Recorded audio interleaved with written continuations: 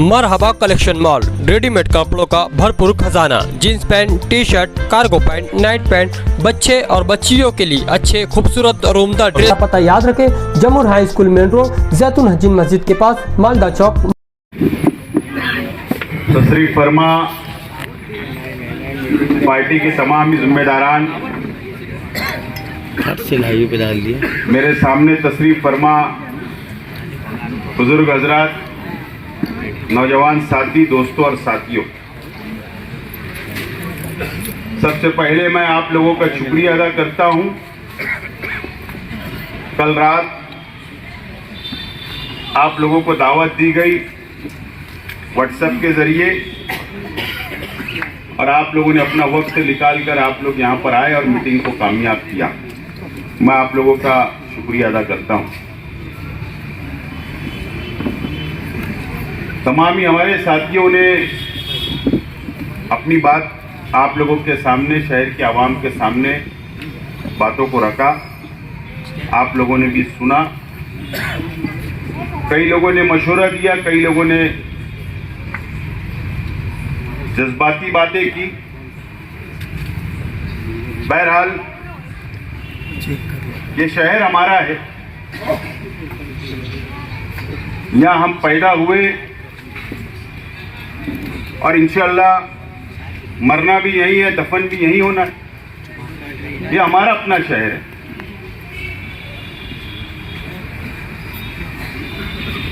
ये शहर के अंदर बहुत सारे एमएलए आए, बहुत सारे लीडरान आए, अपना वक्त गुजारा और दुनिया छोड़कर चले गए। और जब हम हमारी तकरीर शुरू करते हैं, कोई भी सियासी मंच से, कोई भी पार्टियां या कोई भी दीनी तंजीमें, तो मस्जिद और मीनारों का शहर, ये शहर को बोला जाता है। हमारी शुरुआत वहां से होती है। पार्लियामेंट का इलेक्शन खत्म हुआ, असेंबली का इलेक्शन खत्म हुआ,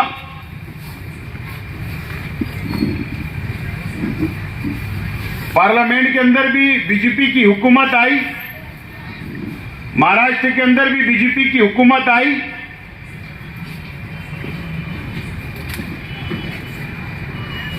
और मालेगांव शहर को टारगेट करने का काम, बदनाम करने का काम फिरका परस्त तंजीमें, फिरका परस्त पार्टी के लीडरान ने शुरू किया।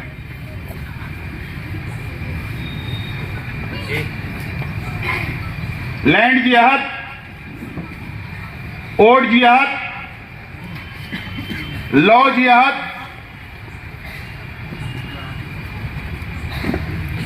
रोहिंग्या मुसलमान, बांग्लादेशी मुसलमान,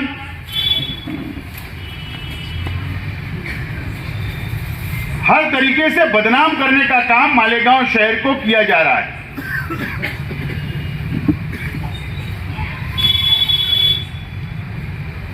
और बहुत अफसोस की बात है, कोई मस्जिद में घुसकर मारने की बात बोलता है,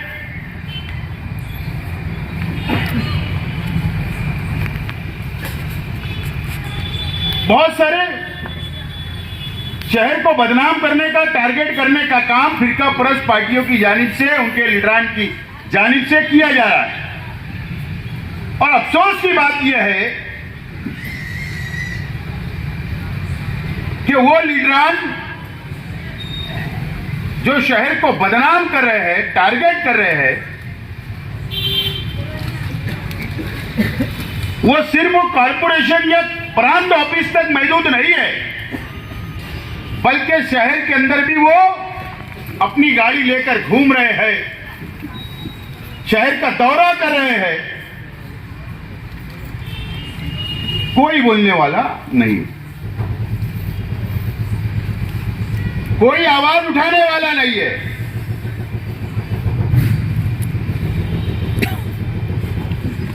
सब खामोश है। असेंबली के अंदर शहर के आवाम ने एक नाकाम आदमी को दोबारा मौका दिया। 8 महीना पहले बड़ी उम्मीदों के साथ कई वर्षों के बाद एक member of parliament Congress party के हम लोगों ने चुन कर दिया। ये लैंड जिहाद, लॉ जिहाद ये 8 दिन पहले नहीं शुरू हुआ। पार्लियामेंट का सेशन चल रहा था, इजलास चल रहा था और शहर को बदनाम किया जा रहा था। उसके बावजूद भी हमारी मेंबर ऑफ पार्लियामेंट और ये शहर के एमएलए महाराष्ट्र सदन के अंदर पार्टी कर रहे थे, लेकिन हमारी मेंबर ऑफ पार्लियामेंट ने वहां पर एहतजाज नहीं किया, वहां पर मुंह नहीं खोला, हमारे सपोर्ट में सामने नहीं आई, मुसलमानों के सपोर्ट में खड़ी नहीं हुई। पार्टी लेकर पार्लियामेंट हाउस के बाद एहतजाज नहीं किया गया। उसके बाद भी शहर खामोश है। अब अगर शेख आसिफ जब बोलता है तो बुरा लगता है।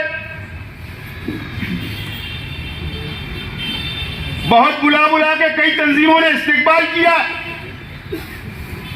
फूल दिया, फूल बरसाए। कम से कम अब तो आवाज उठा दो, अब तो कम से कम उनको बोलो आवाज उठाने। कब बोलोगे? तंजीम चलाना सिर्फ वो चंदा जमा करना नहीं है, चंदे का हिसाब भी देना पड़ता है, चंदे का हिसाब भी देना पड़ता है। लेकिन वो लोग भी खामोश है, ये अफसोस की बात।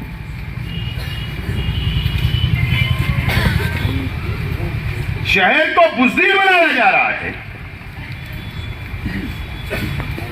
आज शहर परेशान है, शहर के आवाम परेशान है कि वो कौन से 1500 लोग हो गए जिनके ऊपर रोहिंग्या मुसलमान, बांग्लादेशी मुसलमान का इल्जाम होगा। वो लिस्ट है उनके पास, ना जाने वो 1500 लोग कौन। आज वो परेशान हो गए कि कहीं मेरे घर का नाम ना आ जाए, कहीं मेरे घर का नाम ना आ जाए। आज लोग परेशान है, डरे हुए हैं, सहमे हुए हैं। सरकारी पार्टी, फिरका परस्त पार्टी के लीडरान आकर हमको टारगेट कर रहे हैं। खामोश है सब, शहर खामोश है। जिनको जिम्मेदारियां दी गई वो भी खामोश है। और बेवकूफी जैसा बयान देना, मैं तो बहुत हैरान हूं इस शहर की सोच पर कि कैसे इंसान को क़यादत देते हो। वो इतना बेवकूफ इंसान है, मैं एकदम साफ तौर पर बोल रहा हूं। एक नंबर बोले शेख आसिफ ने रोहिंग्या को लाने के लिए कहा था। हाँ कहा था, उस वक्त भी कहा था और आज भी कबूल कर रहा हूं कि हाँ मैंने कहा था। डरता उड़ता नहीं हूं तुम्हारे जैसा। अब अगर मैं दूसरी बार जबान में बोलूंगा तो फिर अभी अंधे भक्त शुरू कर देंगे। मछली बाजार के अंदर क्या पकड़ के क्या उठा के भागने वाले नहीं है, भागने वाले लोग नहीं है हम, बुज़दिल नहीं है। बोला था उस वक्त कि रोहिंग्या मुसलमानों को जो अत्याचार किया जा रहा था, जो कत्ल आम किया जा रहा था, तो मैंने ये कहा था। और मैंने नहीं बल्कि इस देश की हर दीनी तंजीमी, हर सियासी पार्टी ने एहतजाज किया था। उस वक्त मैं एमएलए था, मैंने भी एहतजाज किया था और मैंने कहा था कि अगर हुकूमत परमिशन देगी तो मैं लाऊंगा। मैंने ये कहा था, ये कहा था और आज भी कायम हूं। अगर एसआईटी बनती है और अगर मेरी भी इंक्वायरी होगी तो उसके लिए भी मैं डरूंगा नहीं, भागूंगा नहीं, जाऊंगा उसके सामने खड़ा रहूंगा। डरने वाले लोग नहीं हम। और ऐसा बेवकूफी, इतना बेवकूफ इंसान, मुझे बताओ ये बांग्लादेश क्यों गए थे आज के मेले? मुझे बताओ, शायद वो भूल गए। जमीयत का वक्त तो गया था बांग्लादेश के अंदर कैंपों में, रिलीफ कैंपों में, तो वो कौन लोग थे? बांग्लादेशी नहीं थे, वही रोहिंग्या मुसलमान वहां पर कायम, उनका कैंप लगा हुआ था और उनकी मदद करने गए थे और आप भी वहां पर गए थे। उसके बाद बोलते शेख आसिफ ने लाने बोला। अरे शेख आसिफ ने तो बोला था, तुम तो वहां गए थे। कम से कम अपनी याददाश्त ठीक रखो। बेवकूफी वाली बात करते हो। आज शहर किस हालत में है, आज हमारे पे क्या हालात आ रही है, इसकी बात करना चाहिए। तो अलग अलग बात। शेख आसिफ, जब तक तुम शेख आसिफ की माला नहीं जपते तुमको नींद नहीं आती। क्या बात करेंगे? ये शहर के अंदर अगर कुछ हो रहा है तो मैं आज खुले तौर पर बोलना चाहता हूं, अगर शहर बदनाम हो रहा है, शहर पर मुसीबतें आ रही है, उसके जिम्मेदार दो लोग हैं, शोभा बच्चा और मुफ्ती इस्माइल। ये दो लोग इसके जिम्मेदार हैं। सही बात है, ये दो लोग जिम्मेदार हैं। क्योंकि आज एक एमएलए है, एक एमपी है, हम तो कुछ नहीं, इनकी जिम्मेदारी है। मुझे बताओ, मैं देख रहा हूं और समझ रहा था, 2 दिन पहले मैंने YouTube चैनल के ऊपर देखा कि एमएलए ने क्लास ली। वो चैनल वाला भी बेवकूफ है जो लिखता है।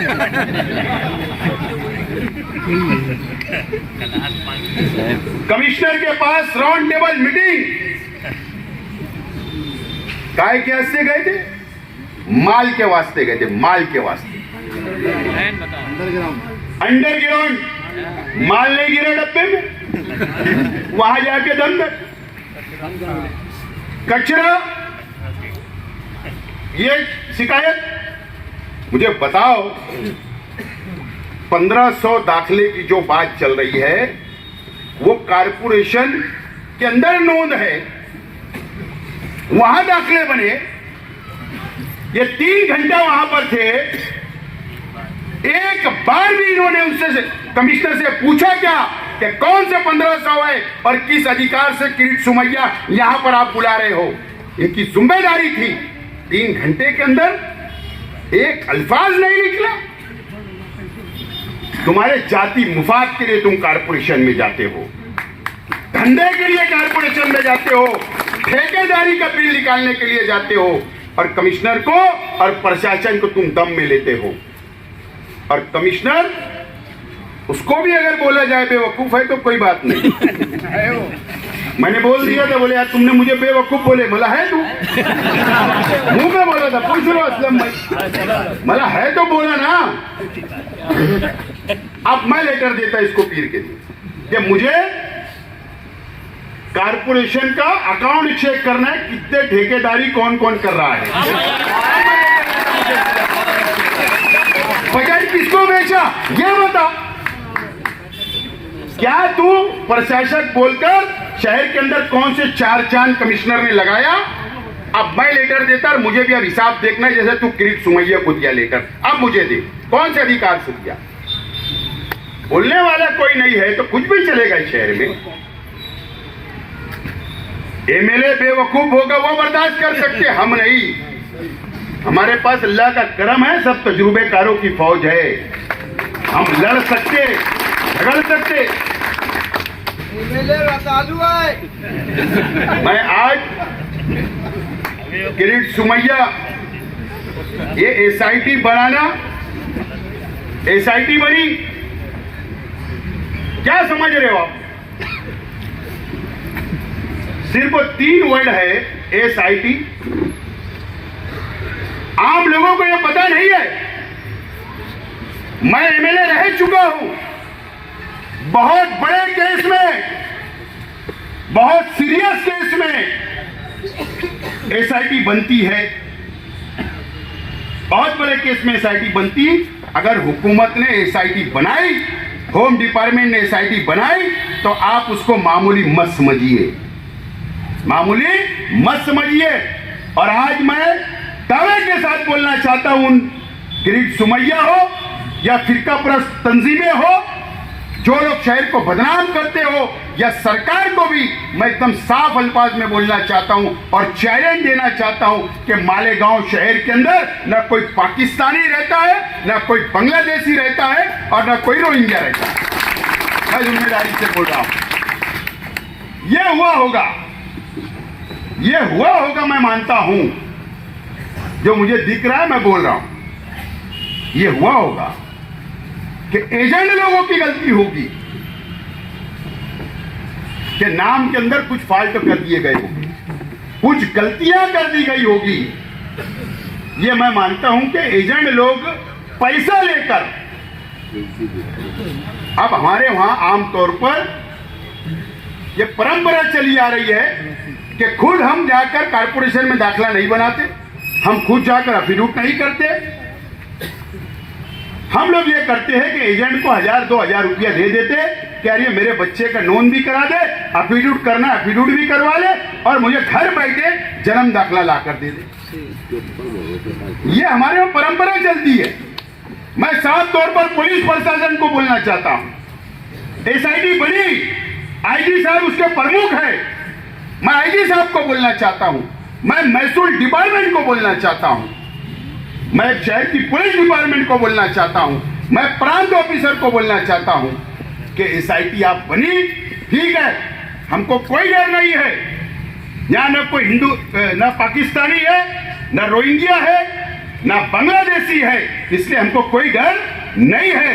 लेकिन अगर गलती अगर एजेंट लोग ने की है तो पूरे शहर को उसका भुगतान नहीं भुगतना चाहिए, सजा नहीं मिलना चाहिए। एसआईटी की टीम से भी मेरी रिक्वेस्ट है, गुजारिश है कि आप इस पहलू पर भी तपास करना, जबरदस्ती किसी को भी चढ़ा नहीं देना सूली पर। मैं ये गुजारिश करता हूं, मैं ये गुजारिश करता हूं। ये है सच्चाई। दूसरी बात, लैंड जिहाद। लैंड जिहाद सिर्फ क्या है, कोई शहर के अंदर लैंड जिहाद नहीं होता, ऐसा मैं मानता हूं। कुछ लोग कर रहे होंगे, जमीन हथिया ले रहे होंगे या और कोई कुछ कर रहा होगा, तो मैं कोई जमीन का धंधे वाला नहीं है, मुझे उसमें नहीं कुछ पता। लेकिन सिर्फ उस नाम पर भी मालेगांव को बदनाम किया जा रहा है, उस नाम पे बदनाम किया जा रहा है। पहले बोलेगा 100 करोड़ का रैकेट मिला, कोई सिराज अहमद नामी पकड़ा गया, बोले दुबई से पैसा आया, 22 अकाउंट 22 राज्य के अंदर अलग अलग शहरों से में अकाउंट खोले गए, बोले अब वो 1000 करोड़। मैंने सुना कि 2200 करोड़ तक पहुंचा है मामला, उसको भी बोले ओड जिहाद। अगर जो लोग ये इल्जाम ये शहर पर लगा रहे, ओड जिहाद का सबूत लाओ, सबूत बताओ, सबूत, उसके बाद हमको बदनाम करो, उसके बाद हम पे इल्जाम लगाओ। 2200 करोड़ हो, 1000 करोड़ हो, 500 करोड़ हो, हमको इतना बड़ी अमाउंट से कोई लेना देना नहीं है। लेकिन उसमें का पैसा या इस असेंबली के अंदर, मालेगांव शहर के अंदर अगर पैसे का व्यापार हुआ तो बताइए, सबूत बताओ। बोलकर बदनाम करने से नहीं चलेगा, सबूत बताओ। अगर सबूत होगा तो बताओ, उसके लिए भी हमको बदनाम किया जाए। मुझे मालूम है आज तक मीडिया को भी शायद नहीं पता या और लोगों को नहीं पता है शहर को, और ना दोनों हमारे दिल्ली और ना मालेगांव वालों किसको पता नहीं, काला भांजे को भी नहीं मालूम, नहीं पता होगा भाई। लेकिन मैं बताता हूं, ये 2200 करोड़ बोलो 1000 करोड़ बोलो, ये है असल में जुगाड़ का पैसा, रमी का पैसा। ये ऑनलाइन मोबाइल के ऊपर जो गेमिंग चलती है, रमी चलती है या जो भी जुगाड़ चलता होगा, सट्टा चलता होगा, वो उसका मेन प्रमुख आदमी दुबई में बैठकर इसको चलाता है। पूरी दुनिया में चलाता हो या देश में चलाता होगा या और भी जगह, या हमारे देश में ऑनलाइन पैसा मारो, रमी खेलो, सट्टा खेलो, जो भी वो होगा गेम, मुझे नहीं पता। वो पैसा जो जमा हुआ उसके अकाउंट में, जो शख्स दुबई में है, वो उसने ऐसे एजेंट पकड़े पूरे देश के अंदर, उनके अकाउंट खोले गए, उसमें पैसा मंगवाया गया, वहां से विड्रॉल किया गया और उसको हवाला के जरिए दुबई में पहुंचाया गया। बस यही है उसकी कहानी, जहां तक मुझे समझ, जहां तक मेरी मालूमात है। ठीक है, उसके अंदर एटीएस का इंक्वायरी चल रही, उसमें सीबीआई इंक्वायरी चल रही है, उसमें एनआईए कर रही है, या देश की कोई भी एजेंसी कर रही है। अच्छी बात है, होना चाहिए। अगर हमारे देश के खिलाफ कोई रुपया पैसा कोई इस्तेमाल करता है, उसकी इंक्वायरी होना ही चाहिए। उस मानने वाले में से हम भी हैं, इस देश के मुसलमान, इस शहर के मुसलमान हम मानने वाले हैं। कोई भी हो, वो कोई भी जात धर्म का हो, अगर हमारे देश के खिलाफ पैसा कोई वापरता, उस पर कार्रवाई होना चाहिए, हम मानते हैं इस बात को। लेकिन अगर शहर के अंदर ऐसा हुआ होगा, मालेगांव शहर में, तो आप मेरी एजेंसियों से भी गुजारिश है, रिक्वेस्ट है कि उन्होंने भी सबूत सामने लाना चाहिए, सबूत सामने लाना चाहिए। पब्लिक को बताओ ना। हमारे महाराष्ट्र के वजीर आला देवेंद्र फडणवीस जी, असेंबली के अंदर बोला गया, असेंबली के अंदर मालेगांव का नाम लिया गया। ठीक है, होम डिपार्टमेंट भी उनके पास, राज्य के प्रमुख है, सीएम है, उनके पास जो सबूत होगा उन्होंने बोला। मुझे बताओ, असेंबली में कौन बैठता है? इसका डिफेंस कौन करेगा? अगर शहर बदनाम हो रहा है या सरकार की तरफ से मालेगांव का नाम असेंबली के टेबल पे आ रहा है, रिकॉर्ड पर आ रहा है, तो इसकी सफाई कौन देगा? शहर का एमएलए की जिम्मेदारी है कि अगर उस वक्त वो मौजूद नहीं है तो दूसरे दिन उसकी सफाई देना चाहिए थी, लेकिन नहीं दी गई, नहीं दी गई।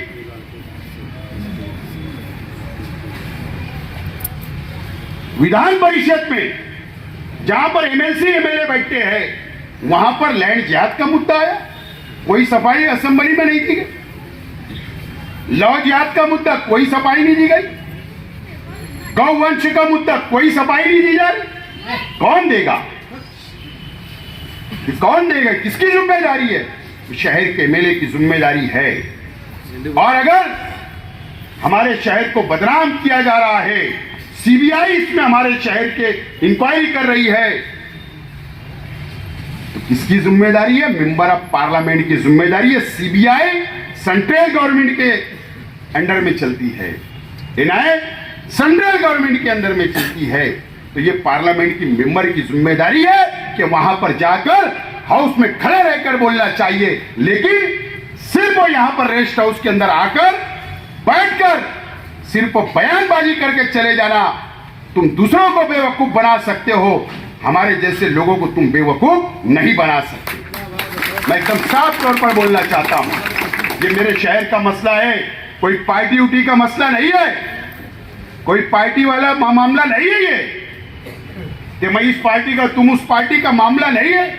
ये शहर के मुसलमानों को बदनाम करने वाली बात है और हम ये कभी बर्दाश्त नहीं करेंगे, चाहे मेंबर ऑफ पार्लियामेंट हो, एमएलए हो या और कोई हो। और हमारा हक है, ये शहर का हक है। शहर ने वोट दिया, शहर ने कुर्बानी दी, यह हमारा हक है।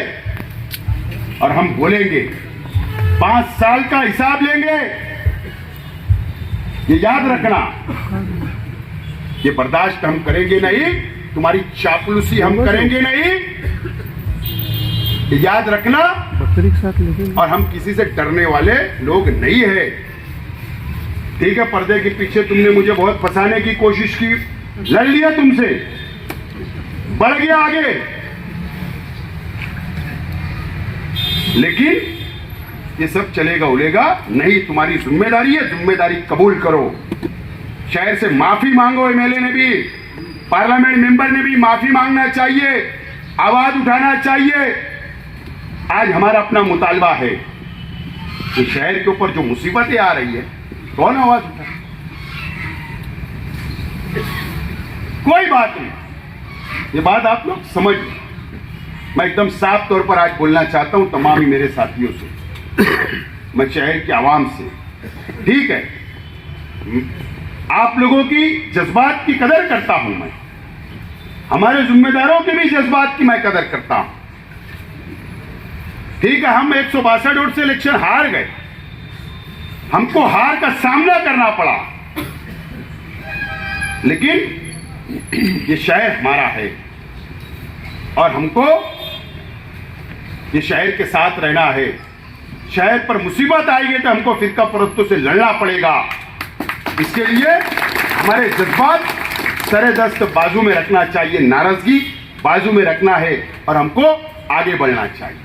आसिफ साहब आगे बढ़ो, मैं ऐसा चाहता हूं, आगे बढ़ो। मैं ऐसा चाहता हूं कि आज हम जो आज लाएमल तैयार करने के लिए जो मीटिंग हमने बुलाई, ये मैं ऐलान के बाद 2 बात में और बोलने वाला, 2-3 बात मुझे रखना है आप लोगों के सामने।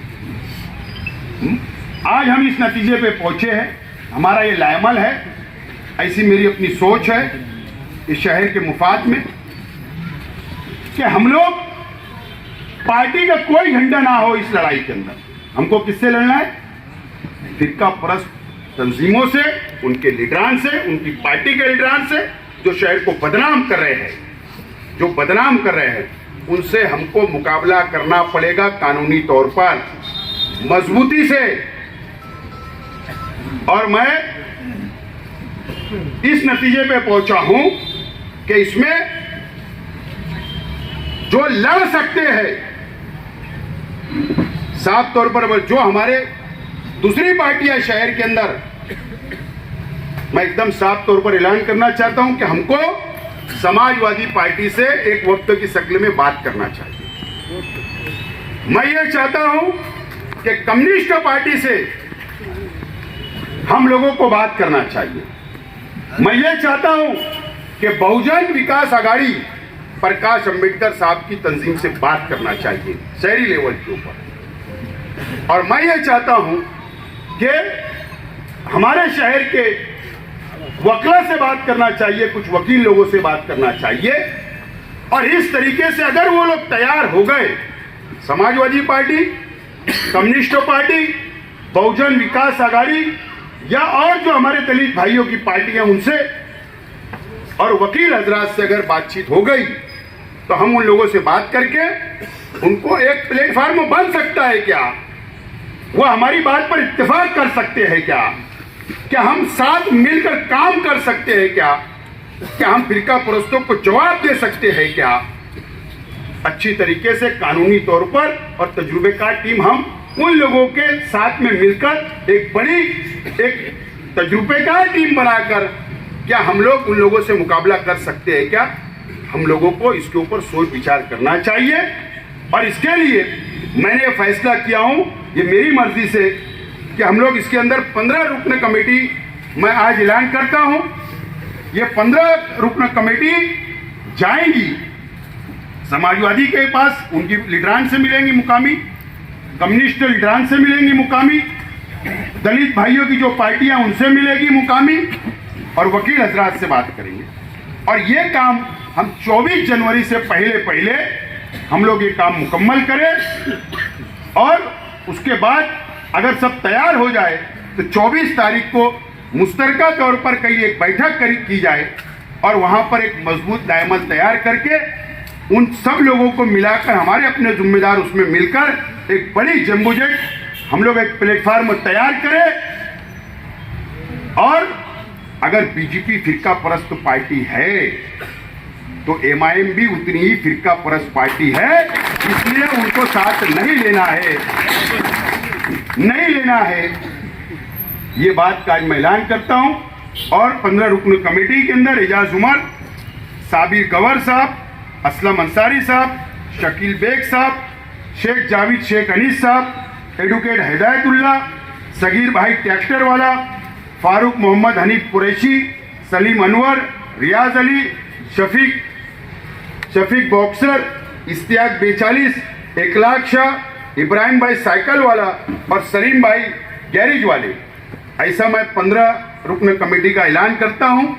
आप लोग आपस में बैठकर सलाह मशवरा करके उन लोगों से फोन पर राब्ता करके आप लोग जाइए। मैं इसलिए कमेटी की बात कर रहा हूं। इसके अंदर 90% लोग ऐसे हमारे ये जो मैं कमेटी के अंदर जो कारपोरेशन का तजुर्बा रखते, जो जन्म मृत्यु ऑफिस का तजुर्बा रखते, जो लोग तहसील ऑफिस का तजुर्बा रखते, जो जाकर जन्म मृत्यु से बहस अधिकारियों से बहस कर सकते, जो जाके कमिश्नर से बहस कर सकते, इसलिए मैंने ये कमेटी का ऐलान किया। बाकी मैं खुद इस कमेटी में नहीं हूं।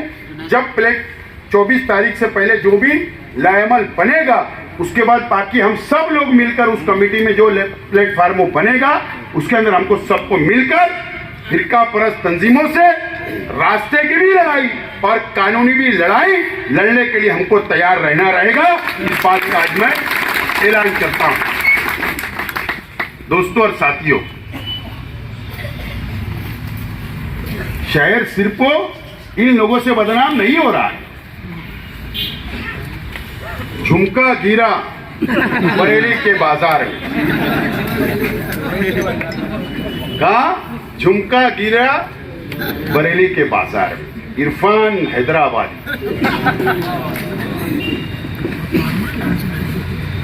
हैदराबादी, नाम सुने हो ना? हमारे शहर के जमीयत वाले तो बहुत अच्छे जानते हो। 100 बोर्ड लगाया था भैया ने। कितने बोर्ड? 100 board digital.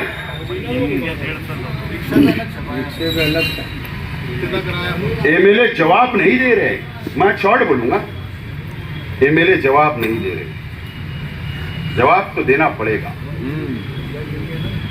हिसाब तो होगा। कौन है वह इरफान हैदराबादी जो आईबी भी लिखता अपने आगे, जो पुलिस की पार्टी भी लगा के उसकी गाड़ी पे घूमी जाती, जो जुडिशियल भी लिखता है? कौन है? जो चूल्हे तक जाता था, जो फ्रूट 2-2 हजार के खरीदता था, अलग अलग पार्सल पहुंचते थे।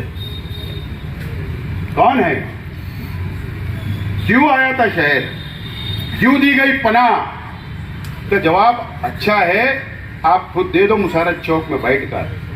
अगर शेख आसिफ ने अगर सवाल शुरू किया तो झुमके तक बात जाएगी, फिर महंगा पड़ेगा। और कौन सा झुमका कहां गिरा सब मालूम है मुझे। सफाई दे दो। बदनाम तो जमीयतुल उलमा भी हो रही है, जवाब तो देना पड़ेगा। अब ये बोलने पर भी अगर नोटिस भेजेंगे तो तैयार हुआ है। बिल्कुल बिल्कुल तैयार हूं। अब जो लोग सियासी होगा उनको क्या बख्शीश हो, जो सियासी हो गए कोई बख्शीश उख्शीश नहीं। हाँ, गिरना पुल पार करूंगा फिर एहतराम, बराबर है ना। इधर दरेगा पार करूंगा फिर एहतराम करूंगा, लेकिन गांव में तो नहीं। एकदम साफ तौर पर बोल रहा हूं, गांव में तो नहीं। अब शहर की आवाम ने भी सोचना चाहिए कि हम चंदा देते, पौती बनाते, मरूमिन के नाम पे बनाते कि मुसलमानों की मदद करने के लिए। अब ये आप लोगों तक कोई पहुंचा ना तो उनको बोलना कि सियासी जलसा कब लोगे पैसों से। हिसाब लो, हिसाब लो। अमीन फारूक ने 50 लाख का इल्जाम लगाया, उसका हिसाब मांगो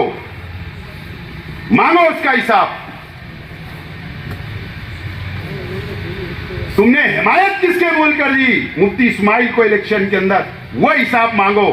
किसने परमिशन दिया? मांगना चाहिए हिसाब,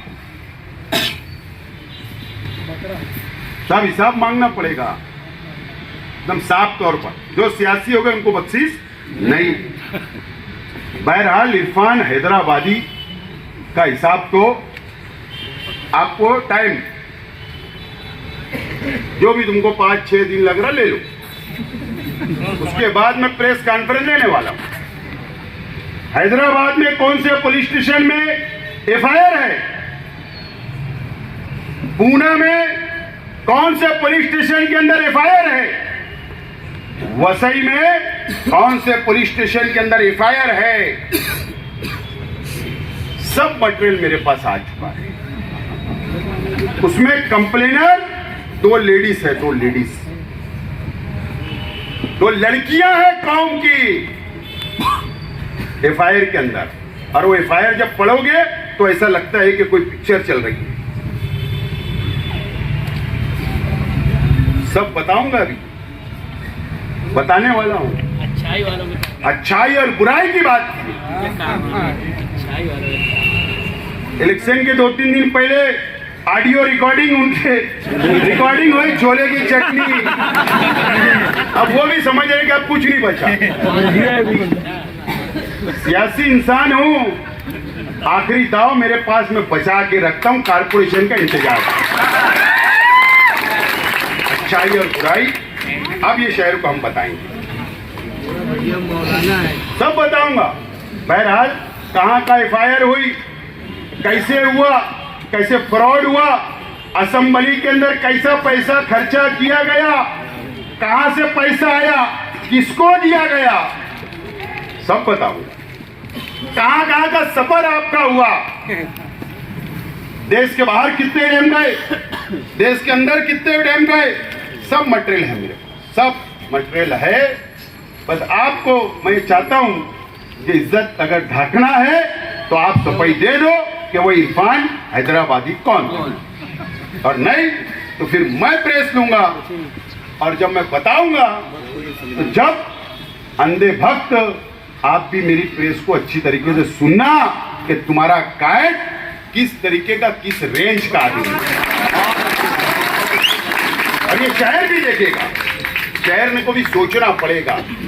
मैं कोई गुस्से में आक्रामक नहीं बोल रहा हूं, मेरे कौम की 2 बेटियों का इस्तेमाल किया गया है, इसके लिए मैं बोलूंगा।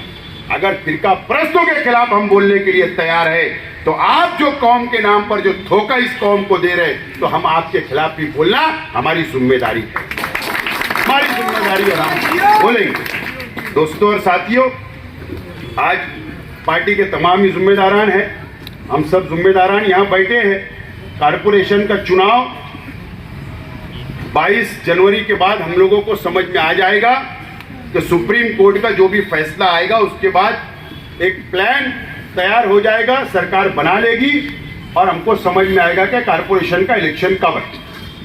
बहरहाल ये बात तय हो गई, जो 3 का वार्ड था वो वार्ड अब हुकूमत ने 4 का वापस कर दी। इसका मतलब 3 की वार्ड रचना कैंसल और वापस 4 की वार्ड रचना होगी, नए वार्ड बनेगी। ये बात एकदम सरकार की तरफ से आज तो ये बात साफ है। बहरहाल 22 का हमको इंतजार करना है, उसके बाद बहरहाल हमको वार्ड में आवाम के कामों के अंदर लगना है। मुझको 2 दिन पहले अजीत दादा पवार साहब की तरफ से मुझे दावत आई है। 18 और 19 तारीख को एक 400-500 लोगों का 2 दिन का शिविर है अजीत दादा पवार साहब का, राष्ट्रवादी का, मराठवाड़ा में। तो मुझे भी स्पेशल दावतनामा मिला है, मुझे इनवाइट किया गया है, तो मैं वहां जाने वाला हूं और मैं जाकर वहां पर शिरकत करने वाला हूं और मैं वहां जाने के बाद उनसे बातचीत करने वाला हूं और बातचीत करने के बाद अगर हमको आगे का शहर के विकास के लिए, शहर के डेवलप के लिए, और अगर आप लोगों की राय रहेंगी मेरी बात करने के बाद, मैं वापस मीटिंग लूंगा आप तमाम ही लोगों की, और जो मेरी बातें होगी मैं आप लोगों के बीच में शेयर करूंगा, बात करूंगा।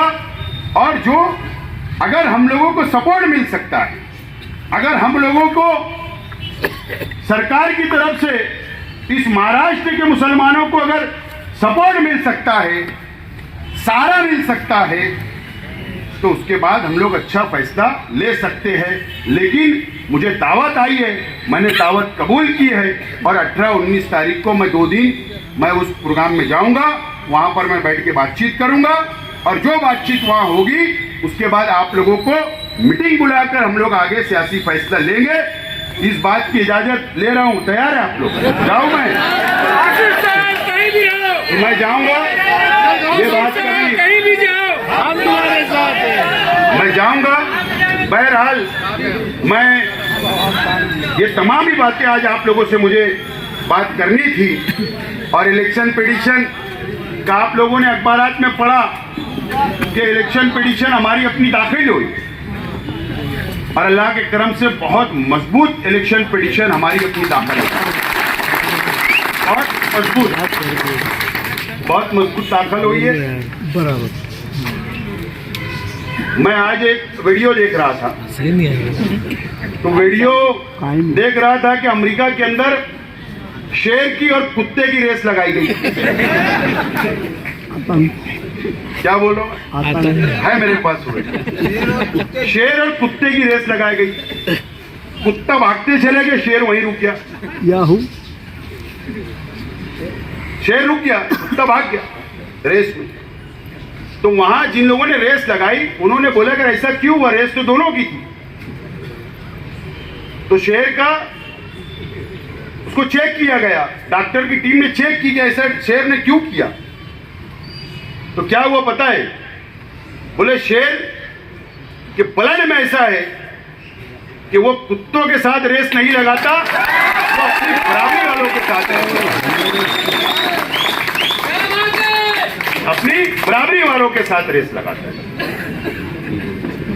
तो हमारे खून में है, हमारी बराबरी वालों से बात करें। शहर में ताकत आप लोगों ने बता दी, ताकत बता दी।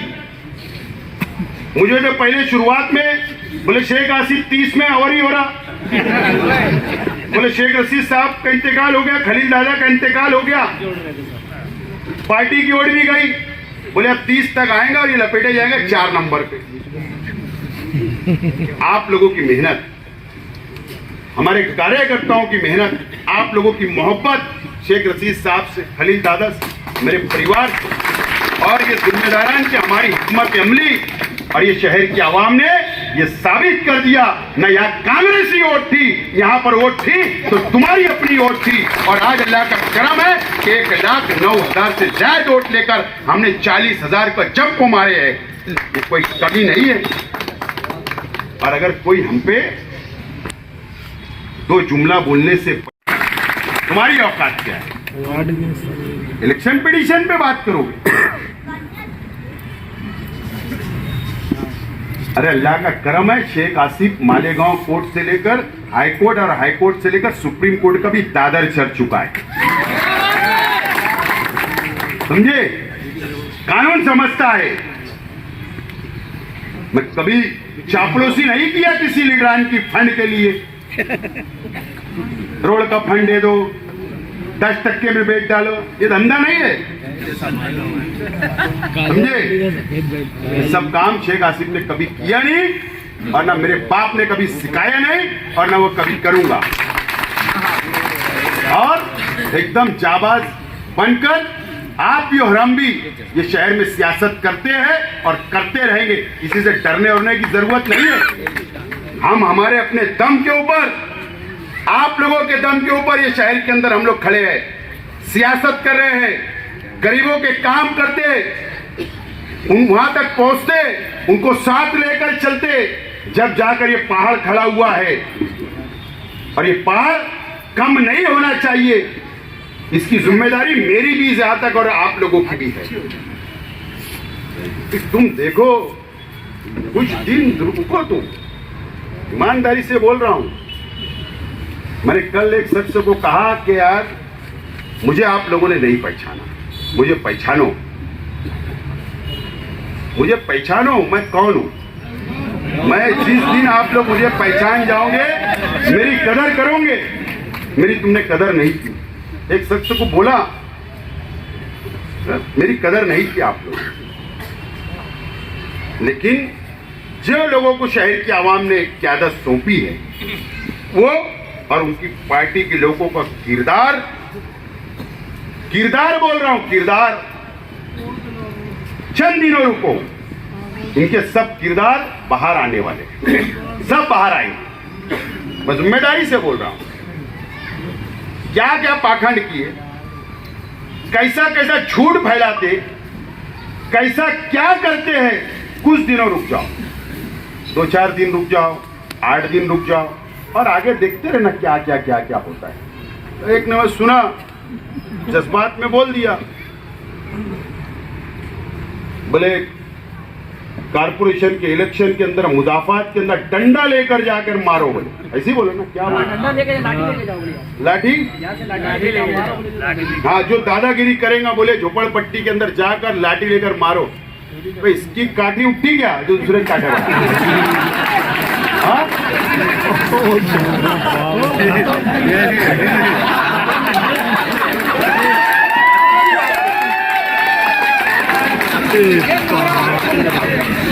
अब इसका लाइट बंद होता कब मुझे नहीं मालूम। बोलने मत लगाओ, बस सेक्सी बातें करते तुम लड़कियों से। मेरे पास रिकॉर्डिंग तुम्हारी भी आ रही, रुको बेटा। हाँ, क्या किरदार है, जवाई क्या बता रहे?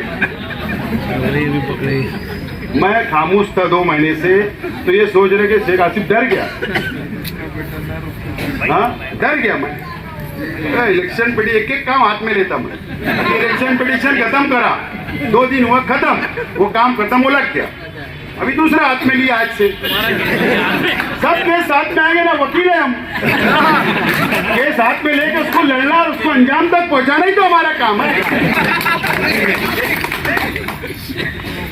सवाल ही नहीं। अगर कोई बस्ती वाले ने बोला हमारा रोड बना दो, तो हाथ में लेते ना काम, हम वकील ही है ना, अंजाम तक पहुंचाते, रोड बना के दे देते। सबकी फाइल खुलने वाली है, रुको थोड़ा। तुम्हारी गलत समझ बनाओ मत, गलत समझ बनाओ मत। मुझे सब मालूम है तुम कहां बैठ रहे, तुम कहां उठ रहे, क्या प्लानिंग कर रहे, किसके खिलाफ कर रहे। वो फ्लाईओवर पे चले गए, फ्लाईओवर के ऊपर गए, मैं समझा बोले वो छठी शरीफ है, अच्छी बात है, होना चाहिए। मैंने भी कल भी बनाया, परसों भी न्याज शरीफ में गया, कल भी गया, परसों भी गया था, जुमा भी गया, जुमरात भी गया और जुमा भी गया। मैं समझा यार शायद हजारों लोग वो फ्लाईओवर ब्रिज पे जगह नहीं रहेंगी पैर रखने की, ऐसा लगा था मुझे। 10-20 लोग पहुंचते, चलो ठीक है, अच्छा करे, होना चाहिए। मुझे बताओ, हालांकि मैं कोई जवाब देना नहीं चाहता था, लेकिन सिर्फ आप लोगों को बता रहा। फ्लाईओवर ब्रिज अल्लाह का करम है कि शेख आसिफ शेख रशीद की देन है, जो मैंने मेरे एमएलएशिप में मंजूर करके लाया। पहला फ्लाईओवर ब्रिज भी बन रहा शेख आसिफ की फंड से मैंने मंजूर करके लाया। और अल्लाह का करम है और अल्लाह का शुक्र है ख्वाजा गरीब नवाज नाम भी शेख आसिफ के बाप ने एक रशीद साहब की देन, जो आज वह छट्टी बनाई गई। बराबर है ना? देन बोले तो महासभा के अंदर मेरे वालिद ने वो तजवीज लाई, मंजूर की और उसको नाम दे दिया। ये अच्छी बात है कि हमारा काम भी आप लोग मान रहे हैं। ये तारीख लिखी जाएगी जब शहर की, तो नाम रखने वाले कौन है और फ्लाईओवर बनाने वाला कौन है, वो नाम भी हमारा बाप बेटे का ही रहने वाला, तुम्हारा रहेगा नहीं। कितना भी कर लो तुम, किसका नहीं रहना, मेरा ही रहने वाला। ये बात समझ लो। तो इस तरीके से ज्यादा साबुन लग रहा है, नए धोबी है, ज्यादा साबुन लगा के धोने की कोशिश कर रहे, लगाओ ज्यादा से ज्यादा 3 महीना 4 महीना लगाओ, लगा रहे, लगा लो, ठीक है, करो। कंपटीशन है, जमहूरी मुल्क है, शहर को दुल्हन बना दो, शहर का विकास कर लो, शहर को संभाल लो, शहर के मुसलमानों को संभाल लो। कंपटीशन है, मैदान खुला है, आ जाओ मैदान में। परेशान तो ये है कि बराबरी में आके कैसे खड़ा हो गया, ये बहुत परेशानी है। बहरहाल हाईकोर्ट के अंदर जो मैंने पिटीशन फाइल किया हूं, अल्लाह का करम है, अल्लाह की जात से उम्मीद है। सिर्फ मेरा मकसद ये है, मैं एकदम साफ बोलना चाहता हूं, मेरा मकसद ये है कि सियासत और मजहब ये अलग होना चाहिए। जो मजहब का इस्तेमाल किया जाता, मैं उसको रोकना चाहता हूं। बस मेरा मकसद है ये हो जाए, ये मैं चाहता हूं। ठीक है, मैंने उसके अंदर दूसरा सेकंड मुझे डिक्लेयर करो, ये बोला, ये कानूनी मेरा हक है, वो हक मैं अदा करूंगा। अब जवाब देना, जो भी फैसला कोर्ट सुना दे, मेरा हक का मैं करूंगा। बहरहाल वो शेर और कुत्ते वाली बात तो मिसाल है, वीडियो है मेरे पास। तो मैं बोलना चाहता हूं कि मेरे चक्कर में मत पड़ो, मैं सीधा सीधा काम कर रहा, मुझे करने दो। मैं किसी के पटे में नहीं कुछ पाँव डाल रहा, मत डालो, मुझे छेड़ो मत, सीधा सीधा चलने दो, गरीबों का काम करने दो, शहर को संभालने दो, अच्छे से रहने दो। काय को जबरदस्ती, न तो मैं सब निकाल लूंगा, अगला पिछला सब मटेरियल बाहर, तकलीफ होगी। काय को मेरे को छेड़ रहे हो यार, मैं अच्छा सुकून से पढ़ा है, पढ़े रहने दो।